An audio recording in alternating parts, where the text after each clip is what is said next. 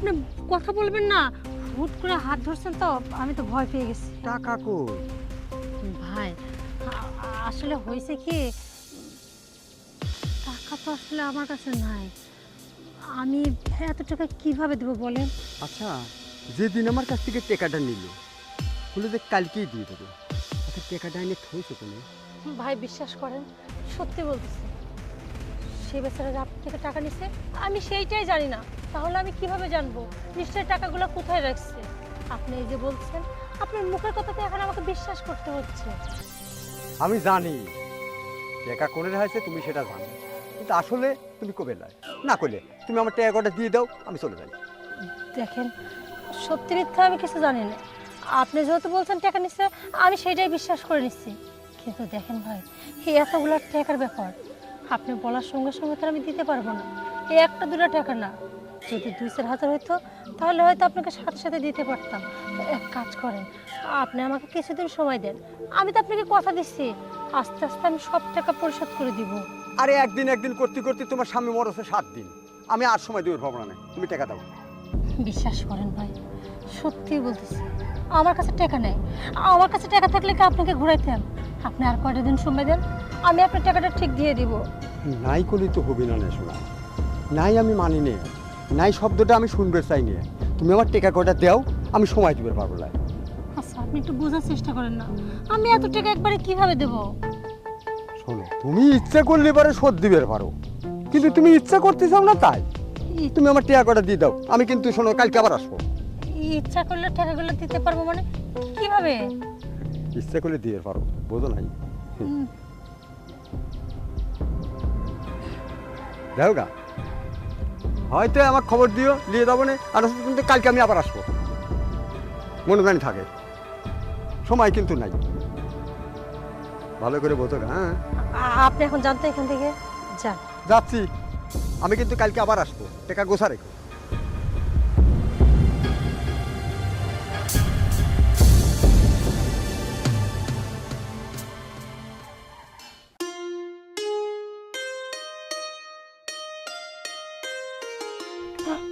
আরে কে? আরে কে? দেখি কে? আরে চোখ না খুললে কিভাবে বুঝবো? আরে তুই কেমন আছিস তুই? এই তো বোন আমার খুব ভালো আছি। কি ব্যাপার, কি মনে করে হঠাৎ তুই চলে আসলি যে? হঠাৎ করে কলেজে ছুটি পেলাম তো তাই চলে আসলাম। যা, তাও তো বোনটার কথা মনে পড়ছে। আসলে তোর কথা না খুব মনে পড়তেছিল, কিন্তু সারাক্ষণ তো তোর ফোন দিলে বলিস আপু পড়াশোনা আছে। আমার কথা যে মনে করে আসছে এতেই তো আমি অনেক খুশি। পেয়ারা পারতেছিলি না? হ্যাঁ কি করব বল, যাক তুইও তো পেয়ারা অনেক পছন্দ করিস, কি খাবি? হ পারো। আচ্ছা তুই দাঁড়া, এইখানে পেয়ারা পাকছে। হবে না বুঝছি, দে আমারে দে, আমি পারি। আরে আমি খাটো মানুষ, তুই লম্বা মানুষ, ঠিক আছে দেখ। ঠিক আছে।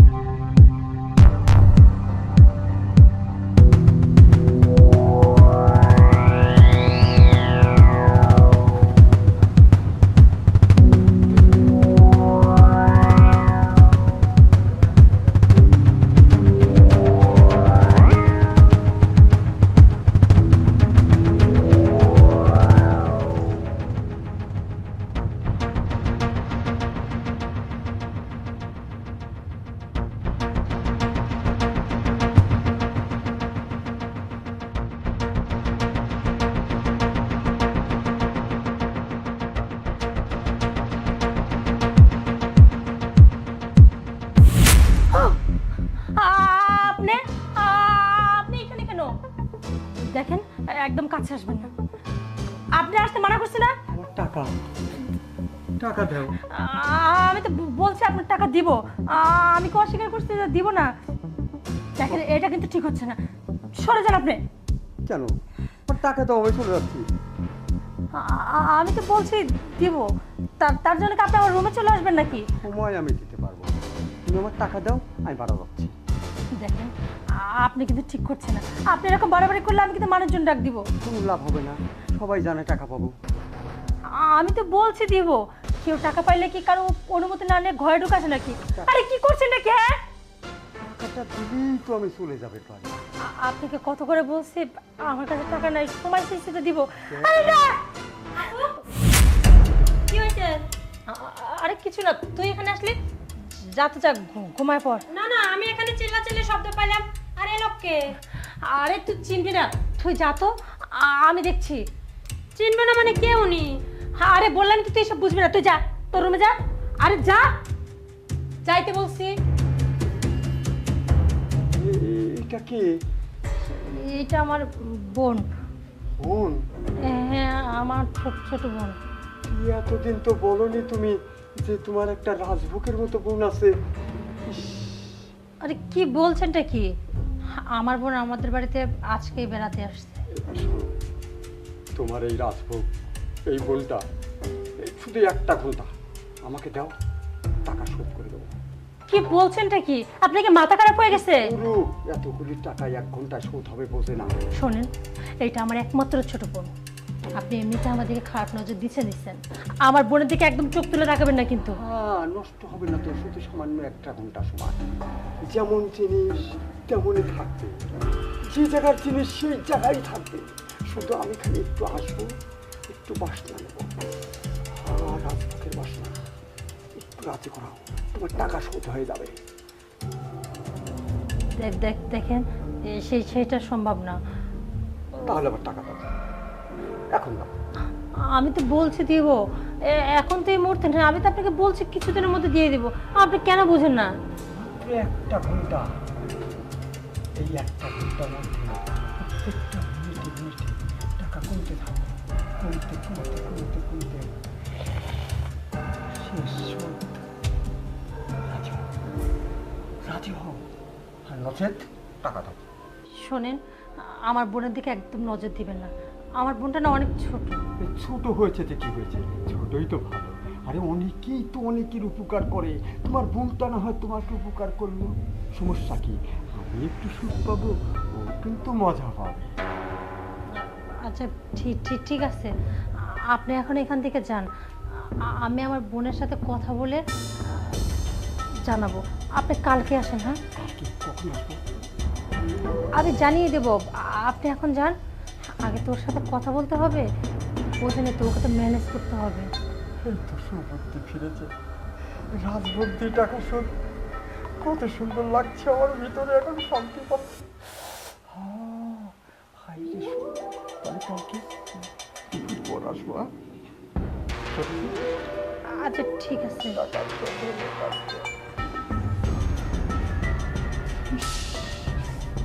কি করে সহ্য করে থাকবো?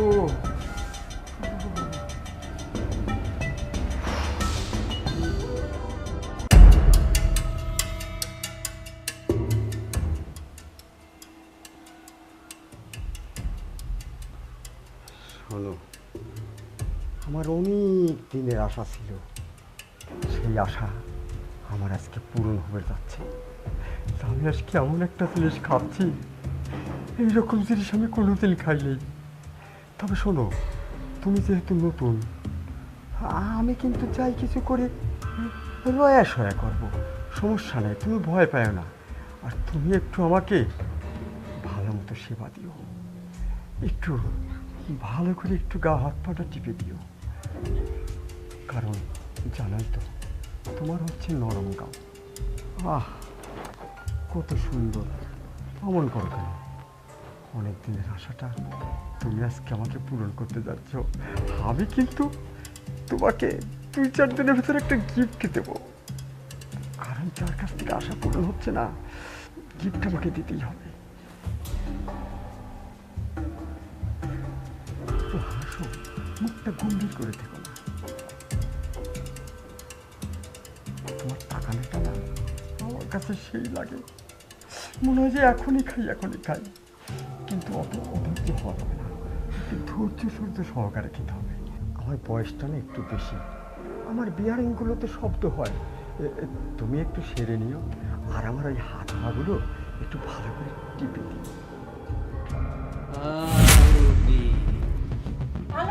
টিপে দাও। পেঁচাটা বসেন বসেন টিপে বসেন অনেক সহজ। বসেন হাতটাগুলো টিপে দিবে না বাতের বিরাম আছে নাকি? আচ্ছা আমি তোমার কাছে টাকা পাবো, তুমি আমাকে টাকা দিবে, আমি চলে যাবো। তুমি এই সমস্ত লোকজন নিয়ে আসছো কেন? এই আমার তো সে একটাই কথা, তুই আমার কাছে টাকা পাবি, টাকা নিবি, চলে যাবি। কিন্তু তুই কিসের জন্য আমার অনুমতি ছাড়া আমার ঘরে ঢুকবি? তুই টাকা পাবে, আমার থেকে টাকা নিবি। তুই কিসের জন্য আমার পারমিশন ছাড়া আমার রুমে ঢুকবি? শুধু কি তাই, তুই আমার রুমে এসে ক্ষান্ত হোস না। আমার বোনটাকে যেই তোর চোখে লাগছে অমনি তুই আমার বোনের দিকে একটু নজর দিচ্ছিস। শুধু দিয়েই ক্ষান্ত হোস না, কিন্তু আমার প্রস্তাব দিচ্ছিস কি যে করে হোক আমার বোনটারা তোর চাই। তাহলে কি হবে, টাকাগুলো সব শোধ হয়ে যাবে। আর যদি তা না করি তাহলে এক করে নাকি তোকে টাকা দিতে হবে। এই তোর বোনটার বয়স কত? হ্যাঁ, আমার বোনটা সবেমাত্র কলেজ উঠছে। অথচ তুই ওকেও ছাড়লি না। এরকম মিথ্যে কথা কওয়া কিন্তু ঠিক না, মানুষজন ডেকে নিয়ে এসে। একটা থাপ্পড় খাই তোর লজ্জা হয় না? তুই আবার উল্টা বলতেছিস, মানুষজন ডেকে এসে আমি মিথ্যা কথা বলছি। আরে মিথ্যা কথা তো তুই বলছিস। তুই কি বলছিস? আমার স্বামী থেকে নাকি তুই 6 লক্ষ টাকা পাবি। আচ্ছা, এই যুগে মানুষ নিজের আপন ভাইকেও কাউকে প্রমাণ না রেখে 50,000 টাকা দেয়, আর তুই প্রতিবেশী হয়ে 6 লক্ষ টাকা দিবি।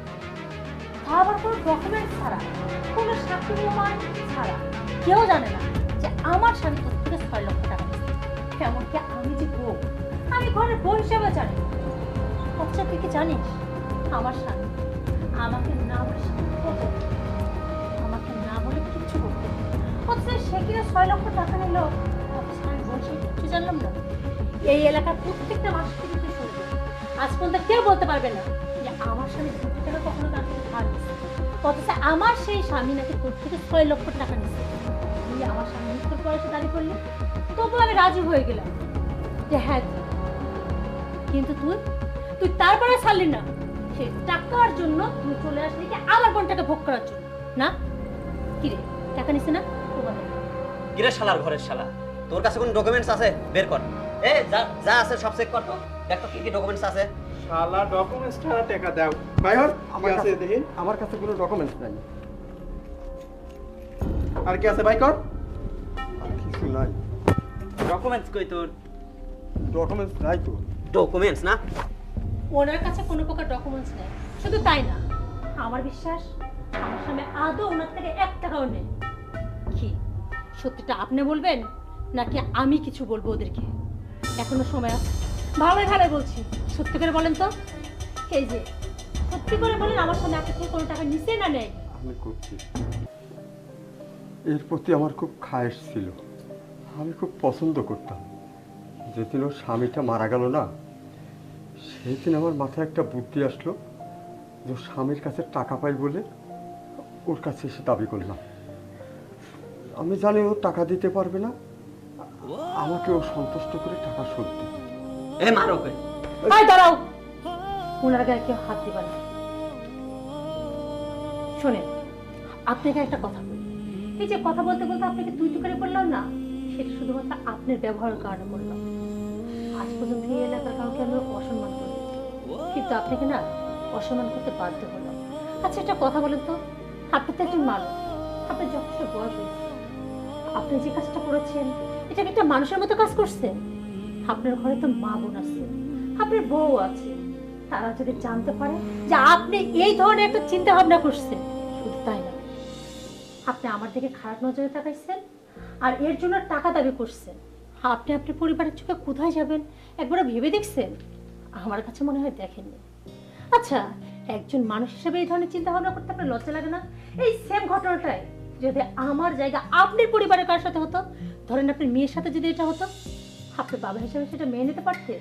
আরে বাবা হিসেবে বাদই দিলাম, একজন মানুষ হিসেবে চিন্তা করেন, সত্যি কি আপনি মানতে পারতেন? আচ্ছা আপনারা এমন কেন বলেন তো?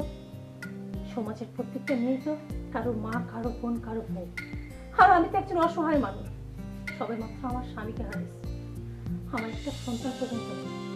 আপনি বুঝেন কতটা লড়াই করে আমাকে এই সমাজে টিকে থাকতে হচ্ছে, কিন্তু আমাদের মতো অনেক মানুষ আর টিকতে পারে না। কেন জানেন? শুধুমাত্র আপনাদের মতো জানোয়ারদের কারণে। আমাকে আর লজ্জা দিবেন না, আমি আসলে বুঝতে পারছি আমি যে কাজটা করেছি না, আমি আপনার কাছে ক্ষমা চাচ্ছি। এটা কোনো মানুষের মতো মানুষের কাজ করে না। আমি আমি যে ভুলটা করেছি আমার আগেই বোঝা উচিত ছিল। আপনি একজন অসহায় মানুষ, বিধবা মানুষ। আপনার পর আমার সুযোগ না নিয়ে আমার উচিত ছিল আপনাকে আরো সহযোগিতা করা, একজন বিধবার পাশে দাঁড়ানো। আসলে আমার ভিতরে না লোভ জেগেছিল। লোভ মানুষকে ধ্বংস করে। সেই লোভ আমার ভিতরে পশুটা আমাকে স্থির থাকতে দেয়নি। আর ওই পশুটার কারণে দেখেন আমি লোভে পড়ে আপনার এখানে এসে আমি কত বড় একটা বিরজ্জিত হলাম। আমার সন্তানের বয়সী সব ছেলেপেলেরা আমার গায়ে হাত তুলল। আপনার হাতে আমি চর গেলাম। এটা কি আমার লজ্জা না? আমি যদি মানুষ হয়ে থাকি জীবনে আর এই ভুল করবো না। আপনার ভুল বাচ্চা মানুষ। আমার বোঝা উচিত ছিল সে আমার মেয়ের চেয়েও ছোট। আমি এমন একটা অমানুষের মতো কাজ করেছি যার কোনো ক্ষমা হয় না। তবু আমি আপনাদের কাছে অনুরোধ করছি, এবারকার মতো আমাকে ছেড়ে দেন। আমি জীবনে আমি কথা দিচ্ছি সবসময় একজন অসহায় মানুষের পাশে দাঁড়াবো, তার প্রতি কোনো সুযোগ দেব না। আচ্ছা ঠিক আছে, আমি আপনাকে একবারের মতো ক্ষমা করে দিলাম। তবে হ্যাঁ, আমি বাধ্য হয়ে এদেরকে ডাকছি। এদেরকে যদি আজকে এই জায়গায় না ডাকতাম তাহলে আপনি হয়তো আপনার ভুলটা কখনোই বুঝতে পারতেন না। শুধু তাই না, আজকে হয়তো আমার ভুলটা আপনি বুঝতে পারবেন না। যাই হোক, আপনি এখন এখান থেকে যান। আর আশা করব ভবিষ্যতে কখনো এই ধরনের চিন্তা মাথায় নিয়ে আসবেন না। আমি জীবনেও এরকম আর ভুল কাজ করবো না। এই যে শোনেন, ওনার জিনিসগুলো ওনাকে ফিরিয়ে দেন। আর মুরব্বী শোনেন, নেক্সট টাইমে আর এসব কাজ যেন কোনোদিন করতে না দেখি। এই যে নেন, যান, বের হয়ে যান, বের হয়ে যান। ভাই, আপনাদেরকে কিভাবে ধন্যবাদ দিব সত্যি আমার ভাষা নেই। আজকে আপনারা যদি আমার কথা বিশ্বাস করে আমার পাশে না দাঁড়াতেন তাহলে আমার বোনটাকে হয়তো আর বাঁচাতে পারতাম না। আপনাদেরকে অনেক অনেক ধন্যবাদ। আচ্ছা, ধন্যবাদ দেওয়ার কিছু নেই। আসলে আমাদের এলাকার পাড়া প্রতিবেশী হিসেবে এটা আমাদের দায়িত্ব। আমাদের গ্রামের মা বোনদের ইজ্জত রক্ষা করার দায়িত্ব আমাদেরই। আর উনি ওনার ভুল বুঝতে পারছে। আসলে প্রথম একবারের মতো তাকে ক্ষমা করে দেওয়াই উচিত। আচ্ছা ঠিক আছে। আসলে আমরা আসি। যে কোনো বিপদ হলে ডাক দিবেন। তোকে বলছে না, সমাজে কিছু খারাপ মানুষ আছে আর তার পাশাপাশি কিছু ভালো মানুষও আছে। এই ভালো মানুষগুলো যদি না থাকতো তাহলে হয়তো আমরা সমাজে বেঁচেই থাকতে পারতাম না। আমাদের ভরসা এই ভালো মানুষই। আর আজকে এদের জন্য এই মানুষটা তার ভুল বুঝতে পারল, আর তুই আর আমি ক্ষতির হাত থেকে বেঁচে গেলাম।